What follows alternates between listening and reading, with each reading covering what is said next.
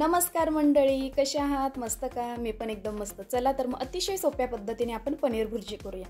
पॅनमध्ये 2 चमचे तेल टाकायचं. तेल छान गरम झालं की जिरं टाकायचं. जिरं छान तडतडू द्यायचं. त्यानंतर त्यामध्ये अद्रक लसूणची पेस्ट टाकायची. परतून झालं की एक चिरलेला कांदा टाकायचा. कांदा पूर्णपणे शिजू द्यायचा.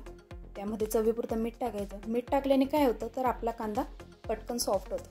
बघू शकता तुम्ही.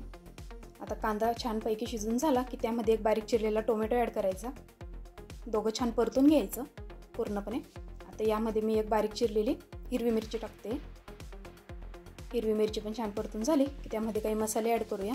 1 चमचा लाल तिखट, अर्धा चमचा गरम मसाला आणि पाव चमचा हळद. ते मिक्स करून झालं की 1 चमचा दही टाकायचं. दही टाकल्याने टेस्ट फार छान लागते आणि अगदीच थोडं पाणी टाकायचं. छानपैकी शिजून झालं की कद्दूकस केलेला पनीर टाकायचं. बघू शकता तुम्ही. छानपैकी परतून घ्यायचं.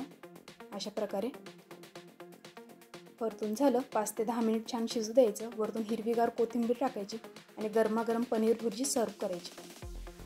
बघा किती छान दिसते आपली पनीर भुर्जी. या मग खायला. Bye bye.